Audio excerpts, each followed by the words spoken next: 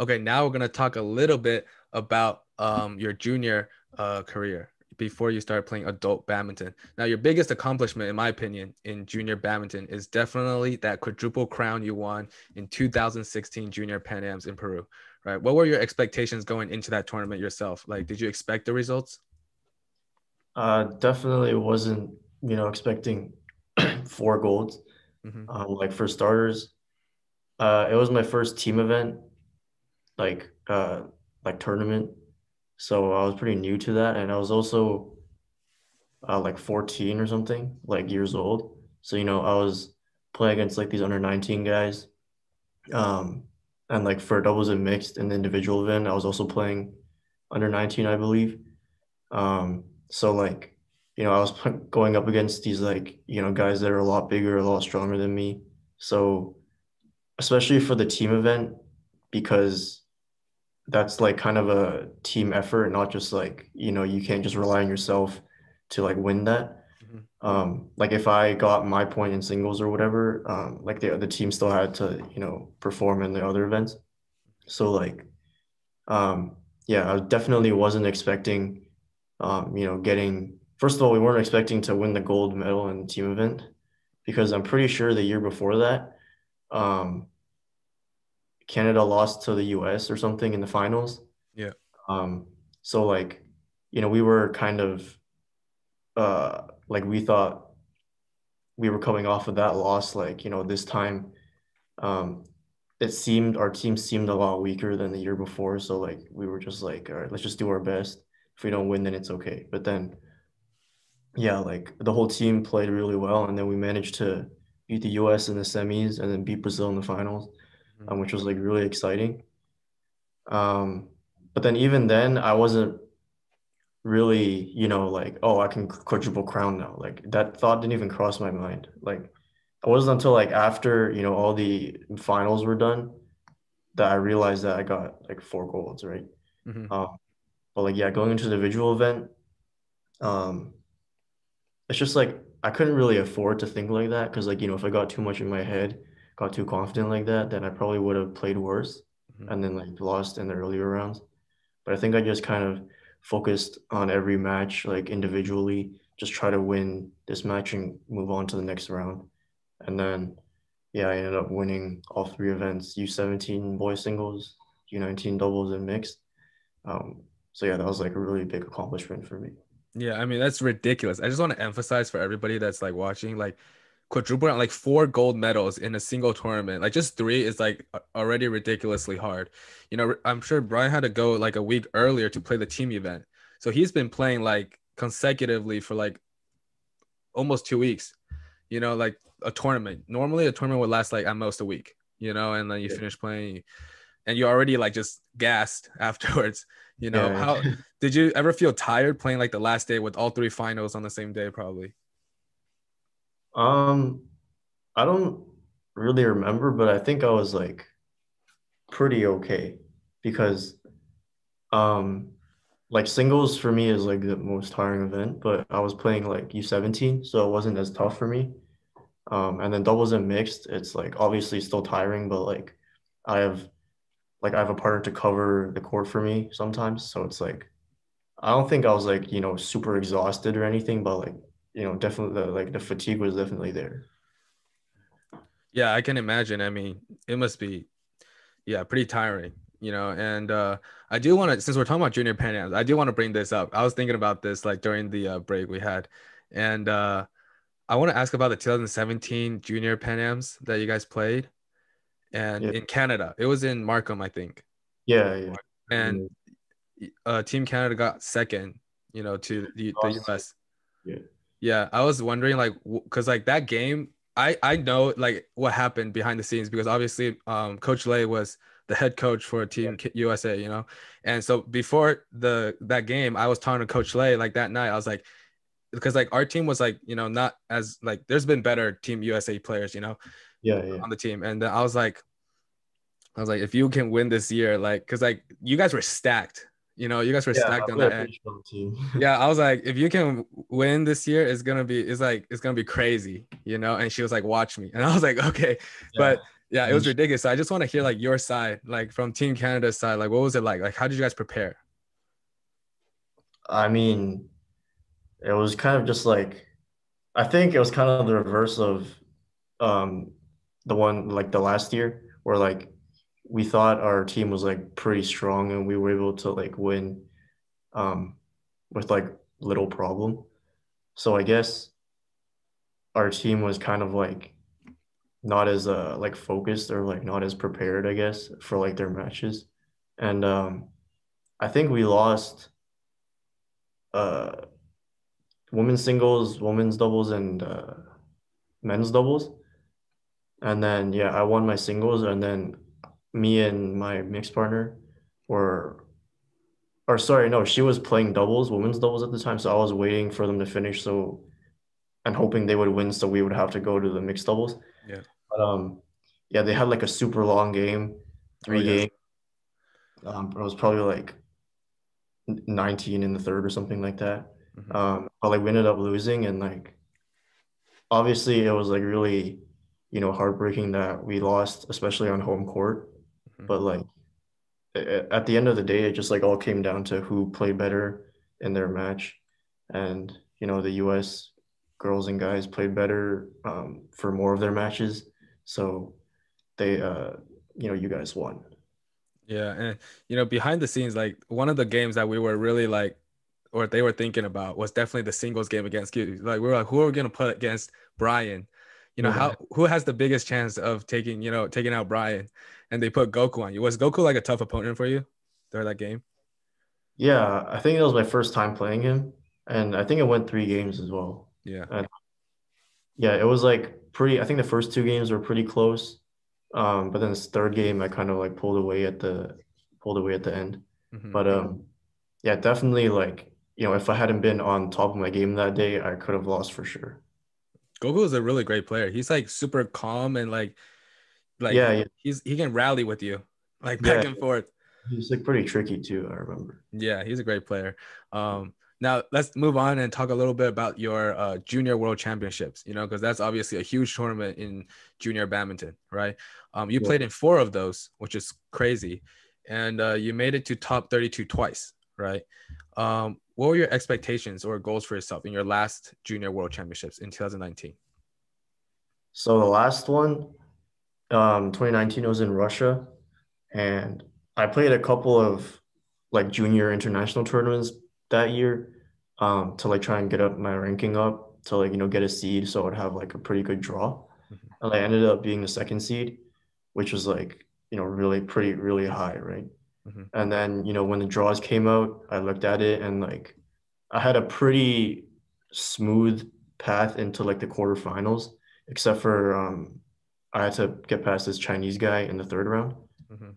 who I beat that guy before in one of those international tournaments I played. Um, so yeah, I was like, I looked at the draw like before the tournament started, and I was like, oh, I have a good chance of like making it pretty far, right? Mhm. Um, but then like, once the tournament came around, the first round, second round, I won, but the third round up against this Chinese guy, um, I just like felt all the pressure, like, pressure of being like the second seed. So like, you're expected to win, right? And then like the pressure of I already beat this guy, so like this guy's like, really wants to beat me this time, right? And Yeah. I know I can beat this guy, so like there's no reason for me not to, right? Um, so yeah, all those like kind of different things adding pressure onto me, I just kind of like couldn't deal with it, and then I just like didn't perform that well. Mhm. Um, yeah, so first game I lost like 17, I think, and then second game I think I was leading like 20, like 18 or 19 or something, but then like he got a couple of points and then he ended up winning in deuce. So Mhm. I was like super disappointed after Yeah. because like I did a lot of preparation for that tournament, and we were expecting to do well because like obviously second seed, right? Yeah. Um, it's just like the pressure. I couldn't really handle it at the time, so I didn't perform well. I see. It's funny you say that because like you say you feel pressure, but to be honest, from the outside standpoint, whenever I watch you, like you always seem like just stone cold, like just like so like laser focused, like you don't have any emotions on your like face. You know what I mean? Yeah, like I try to, be like not too emotional on court because like, your opponent can feed off of that sometimes. And if they see that you're like pissed off or something, then they'll kind of like go out of their way to like piss you off even more or Yeah. whatever. Yeah. So I just try to like, stay unfazed and stuff. But like I feel the pressure for sure. Yeah. That's very smart. Very smart, you know. But after that, fortunately, you became the youngest player to ever win the Canadian national champion in 2019, beating Jason Hoshu in the finals. Did you know before going into that game that you had a chance to make history? Yeah, for sure. Like that was my goal pretty much. Like it wasn't beating Jason, it was becoming the youngest national champion for men's singles at least. Like I was going for that title like right from the start. Did you feel the pressure before you go into the game? Actually, I didn't really feel a lot of pressure. I feel like he was the one who felt more pressure because he was the one defending the title, right? Hmm. Because previously or like at that point, he was still the reigning or like the youngest national champion. Hmm. And if he beat me this year, like in 2019, then um, I wouldn't be like young enough anymore to have that title. So basically, I don't know if he knew that or not, but like I assume he did. And so like I guess like if I was in his spot, I knew I would feel a lot of pressure. Like this young kid is trying to take my title. Yeah. Uh, but yeah, like I was all about like I just wanted that title really badly. Yeah. And you did actually lose to Jason Hoshu, right? In 2018 nationals. And you Yeah, got the silver medal. yeah, and like Did, that, I had a pretty good chance, to take that title that year of mhm, like being the youngest. Because I beat him in a previous tournament, uh, like a couple of weeks ago, actually. mhm, Like I beat him in like the Toronto Open, mm, and then the national championships is like 1 month after that or something like that. mhm. So I was like, I can take this title this year, and then I don't have to wait for next year, right? But um, yeah, I didn't play well that time, and he beat me, so I had to wait another year before I could like challenge that title again. Mhm. Did you have a sense of like revenge, like you wanted to like beat him because he beat you last year? Yeah, definitely. Yeah, just Um, from an athlete's he's side. he's basically the only obstacle in the way of me taking that title. Mhm. Um, so the first year he stopped me, but the second year I was like, yo, I'm taking this, right? Yeah, Yeah. that's He good went, competitive spirit to have, right? yeah, yeah. Nice. And I do want to talk a little bit about your first title in your international series, which is the 2017 Suriname International Series that you played, and you got the title against a great player in the finals. What was that experience like? Yeah, so I beat Osleni Guerrero in the finals. He's a Cuban guy, men's singles player. He's definitely one of like the probably like top four, top five singles guys in Pan Am for Hmm. sure. And like at that time, that was like one of my first international tournaments. I wasn't really familiar with like, the international players that much, but I knew of him because like um, like Jason and stuff, like Jason and like some other like older players from Canada, like they played him against him. Hmm. So I knew like he was pretty good. And then going into like that tournament, I think again I just had like pretty much no expectations because I was 15 at that time. Hmm. I was still junior and like I was playing senior Pan Am level tournaments now. Um, and I was playing out of qualification too. So like I had to play like two or three extra games, but um like for the most part it wasn't that hard because like it was just like Pan Am junior people mostly until like the semis and finals. Hmm. Semis I played against another Cuban guy, like a senior guy, but I didn't really know him too well. Like he was pretty good, but I managed to like have like I think both games I was losing by like 5 or 6 points, Hmm. and then I just like randomly just caught up and then won like 21 like 15 or something. Mm, So like that was like a weird match. But then in the finals, like for sure, I was like, I'm gonna get destroyed by this guy. yeah, This guy, like he's like, because Osleni is like huge too. Like he's like really like jacked and like tall. yeah. It's pretty intimidating. So I was kind of like, all right, I'm just gonna play some badminton and like see what happens, right? Hmm. But then like first game I got destroyed. It was like 13 or something. Hmm. But then the second game and third game, I kind of like it was kind of close at the beginning. And I think he kind of got scared, like, oh shit, I might lose to this like 15-year-old kid. Yeah. So, like, I guess he got kind of more under pressure. And then I was kind of like, oh, I might have a chance to win this. So I got more confident. Hmm. And yes, I took the second game like um pretty close. Like I don't remember the scores, but like 17 maybe. Hmm. Um, and then third game, I think he was just like getting really pissed that like I was beating him. So Yeah. then anger kind of got to him, and then I think I beat him like relatively easy in the third game. I see. I see. I mean, sometimes, when you don't have high expectations, you perform better. But Yeah, yeah, or else there's like so much pressure on you when you expect yourself to play so great, you know? yeah, for Yeah. sure. That was definitely a really good example of that. And Yeah. you also played in both the Thomas Cup in 2018 and the Suderman Cup in 2019, which are already just playing these are already like great accomplishments. Even though you lost most of your game in the Thomas Cup, what was that experience like just playing like on the same like court as like these amazing players? Uh, I mean, it was like kind of mind blowing at first. Like that was like my first like really big like international tournament where like all the big names were there, like Lee Chongwei, Victor Axelsen, like Kento Momoda and stuff. Hmm. Um, and I actually ended up taking a picture of Lee Chongwei at that tournament, I'm pretty sure, which was really nice. But yeah, it was kind of like I felt really like small and insignificant when I was on. It Yeah. was like I'm playing like this Thailand guy, and then like Lin Dan's on the other court beside me, so I'm just like wow. But like yeah, like it was definitely a really good experience. And like even though Canada we lost like I think all our matches, Hmm. um, like it was just still like a great experience to be able to watch, like the better countries, play against each other in the quarters, semis, finals. Just to like see live, like, the speed, the power, like the technique and stuff that they have. So it was definitely really cool. Yeah, I can imagine. I mean, playing right next to like a court away from Lane Dan. I'm sure that was before he retired because he retired during the quarantine, right? Yeah, And yeah.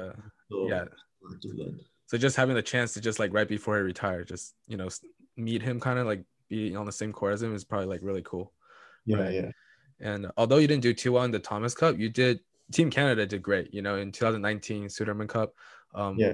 they beat France, right, to come out first in the Group B. How did you feel playing in that tournament, specifically against like Team France? Um, this is like another one of those like matches where, I didn't really feel any pressure going into the match because I think that French guy, Brice Leverdes, he's like the highest ranked player I've ever played. Or he was the highest ranked I've ever played at that time.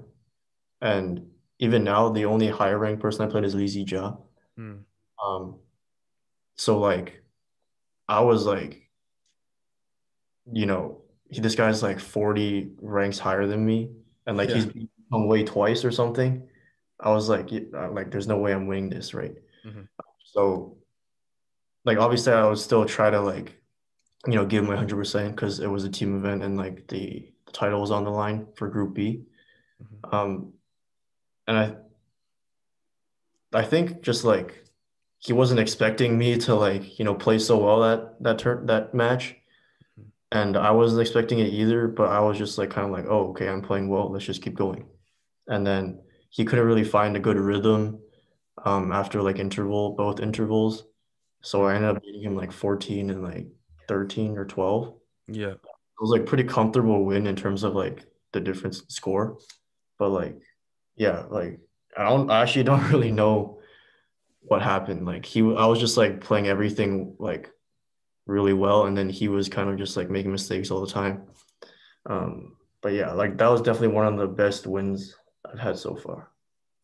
Yeah, definitely. And I just want to like tell people like for Team France, like in Sudoku Cup, they put the best players on their team, you know, like the best players in France on their team. So it's like Yeah, legit, like really hard players. And yeah, yeah, and definitely. France are like, you know, one of those top countries up there for badminton. So Yeah, yeah, it's pretty incredible that Team Canada knocked them out. You know, it's yeah, really definitely. amazing. Now moving on, you know, another one of your greatest accomplishments was winning the gold medal for the mixed team relay in the 2018 Summer Youth Olympics, right? And however, before the tournament, you suffered a third degree ankle sprain. How long did it take for you to recover, and how did you recover? Yeah, so the Youth Olympics were in like November, October, I think, of 2018. And then I sprained my ankle like beginning of June of that year. And it was like a really bad sprain. Like they called it a third degree, which is like there's first degree, second degree, then third degree is the worst one. Hmm. So like I had to be in crutches and I had to have a cast for like 1 month maybe. Um, and then I was in like this walking boot kind of for like another month, and then slowly I started like, putting more pressure on my ankle and then like, getting it stronger, like going back to um, like normal walking and like running and stuff. So I think in total it took about like 2.5 months until like from the injury until when I started training again. And like even once I started training, like I had to take it slow at first because like, if I like went too hard at the beginning right away, like I would obviously like agitate it even more and like, make it worse. Yeah. So I probably only had like 3 or 4 weeks of like training before the Youth Olympics. Um, and like it was up till now it's still the worst injury of my career so far. But it was definitely a good learning experience because like first of all, it brought me to like a really good physio place that Hmm. like still see to this day, which was really good. And also just taught me like, be patient and like, trust the people that you work with, right? Yeah. Because like if I like try to rush things or if I didn't listen to like my physio or anything, I would have had to take longer to recover or something, then I might not be able to play the Youth Olympics. So Mhm. it was definitely a good learning experience. Definitely. Was it ever like frustrating for you? Like, oh, I can't play, I can't train right now, or like, you know? Yeah, definitely at times. Um, I was kind of like, like I want to like go back on court, right? Yeah. Like especially when like I could kind of walk, but I had to wear that walking boot. Yeah. Like I started doing like skill like in like one corner, like drops or something. Hmm. And then like on the next court, I'm like watching these guys like play full court singles or something, and I'm like, man, I want to do that already. Yeah. I can I imagine. have to take it slow, right? But like, Yeah. yeah, it's pretty Yeah. frustrating. I know what you're talking about. Injuries can be very annoying, you know, and Yeah, it's like it takes a toll mentally for a player, right? Because every yeah, player just wants to go back and play, you know, yeah, who yeah, yeah. doesn't, right? And if you could give players, you know, one piece of advice for recovering from an injury, what would it be? I think it's just you have to trust your doctor or your physio or your like therapist or whatever. Because like, and you have to like build a good connection with them because like if you don't have that like good relationship, then they might not like, put their 100% into like trying to get you better. And then, you're not gonna be like you're not gonna want to cooperate with them all the time. So like a big part of like recovering from injuries is like doing rehab, like exercises and stuff. Like so if you don't do those, let's say, then like maybe your healing process will take longer or like your injury will like reoccur more often or something. So it's like, the healing process isn't like that complete, I guess, at the end. But like what I did was like, I just trusted my physio guys and they were like, okay, this will take 3 months to recover. And then I was like, okay, that's really long, but like there's nothing I can do, right? I just have to like trust them. Yeah. And then like it ended up like I'm pretty sure it ended up being quicker than what they said it was. Like I was able to, get back to playing faster than what they originally estimated. Mhm. And that was because, I listened to them all the time. They were helping me as much as they could, and like I was doing those rehab exercises, right? Yeah. So it's just like if you have that trust and you have that relationship, then things will go smoothly. Yeah, that's really good advice. But after you recovered and when you did go to play the tournament, the Youth Olympics and win the gold medal, what was that like experience like? And how did you guys strategize for the finals to win the gold? Yeah, so like the team event, well, like firstly, in the individual event, I didn't do that well. Um, but like I just came off of a big injury, so like I wasn't really too upset about that. Hmm. I was just glad to be able to play, right? But then in the team relay event, like I'm pretty sure nobody on our team was expecting us to win. Like I think but what we did have was like a really good like chemistry between everyone on the team. So, the first day, like, we're just like looking for who's on our team and stuff, right? Because we don't know everyone. Yeah. But then like every day after that, like our team just like grew closer and closer. And like we would have like um team like dinners at like the cafeteria inside the athletes village. Um and then like after, we would like support like someone who was on our team who was still in the individual event, like in the finals or something. So like our team was just really close. And I think on paper, like our team wasn't what was like not even close to like the best team in terms of like, individual players and their rankings and their level and stuff. But because we were able to like, grow so close, like we kind of knew each other really well by the finals. And so like we knew like who liked to play with who and like who was good at like what event and stuff. So like I think we just like planned our like who was playing what, like the list like really well.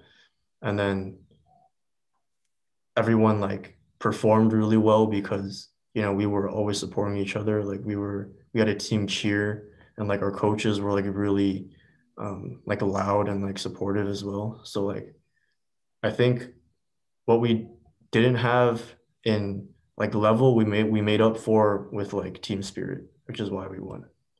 Nice. Like you said, you guys were very close. Do you still stay in contact with any of the players on the team? Yeah, not as much as before, but like we have a group chat. Hmm. Um, and then like whenever one of us is at a tournament, we'll like and like they do really well, the other guys will be like, "Oh, congrats!" Like Oh, okay. something, or like if it's someone's birthday, Uh-huh. then everyone else will like say happy birthday in the group chat. So like it's I see. not like really active, but like sometimes there's those messages that are like, just like they make you feel really good that like you Yeah, went deep. Yeah. definitely. That's great. Now I want to talk a little bit about the PanAm Games, right? Because that's important. And that just passed by, right? What was your mindset going into the 2021 PanAm Games after losing in the finals during the 2019 one? What was your mindset like? Do you mean the Pan Am Championships? Yeah, Like the PanAm Games. Yeah, the the adult one, one, the one that just passed by. hello? Hello? Wait. 過去3位以下選手 Oh, sorry, like your screen froze for like a couple of Oh, seconds. okay. Is it good now? Yeah. Okay. Um, so yeah, you mean the Pan Am Championships, right? The Yeah. ones that, yeah, so um, I mean, I wasn't really thinking about the loss in 2019. Honestly, I was just the only thing that was in my mind was if I win this tournament in 2021, then I'm basically going to the Olympics. Hmm. So like going into that tournament, I was like, I'm like I have to like win basically. Hmm. And like the previous losses in like 2019 and 2018, they didn't like I didn't think about those at all. Like I was just in it to win it pretty much. Yeah. I was just focusing on the now, and then yeah, I ended up winning, which was like really exciting because like I said, it was, like that ticket for me to like make the Olympics, but also it was my first Pan Am Championships title, which Mhm. is also really exciting. Yeah, I was gonna say actually, the 2021 Pan Am Games is actually like arguably the most important tournament of your badminton career so far, I think, right? Yeah, Because it literally determines whether you achieve your dream or not, right? yeah, basically, yeah. Did you feel nervous going into that tournament?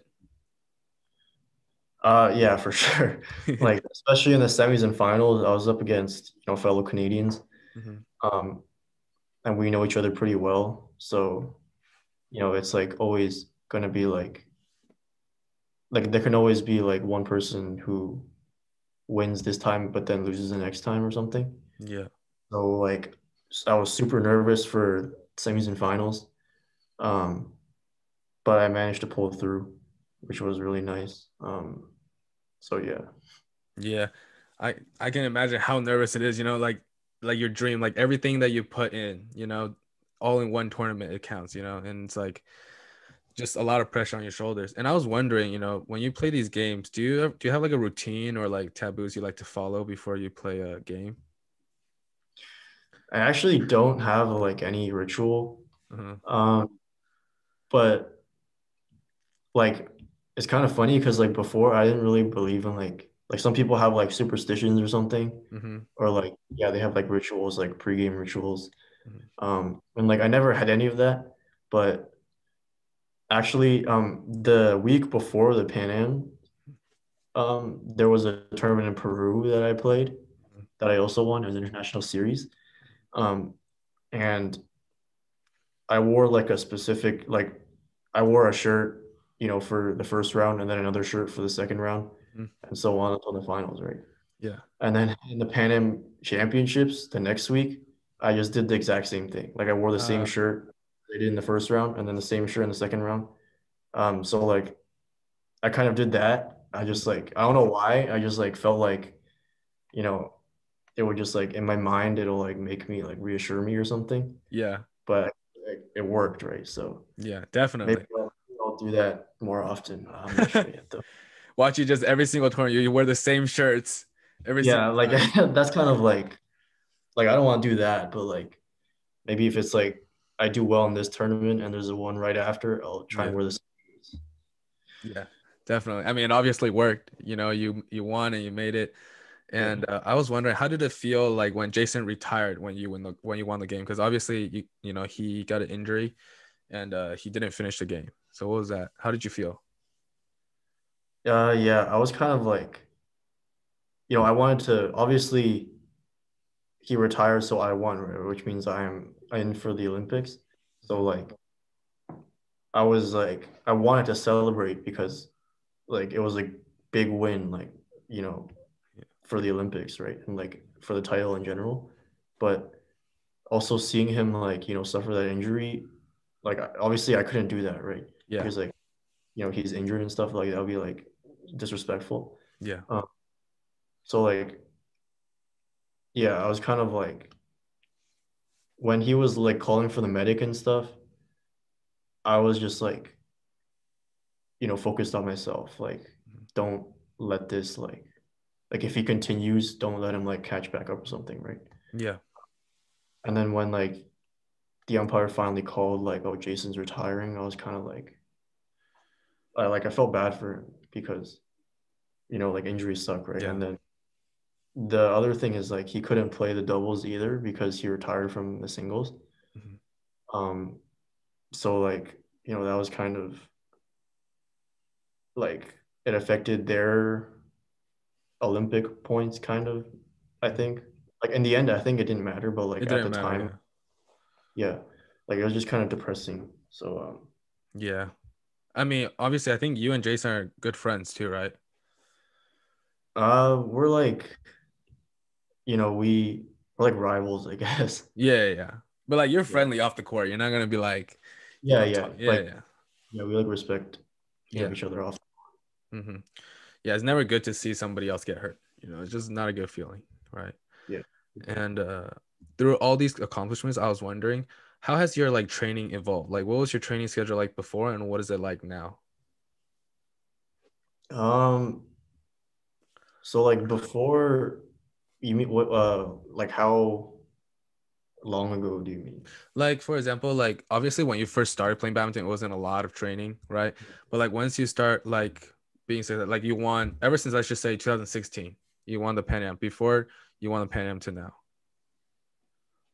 Oh, okay. So, well, when I had school, it would be, school in the morning and then Yeah. train at night. Weekends, it would be like train morning to afternoonish. Mhm.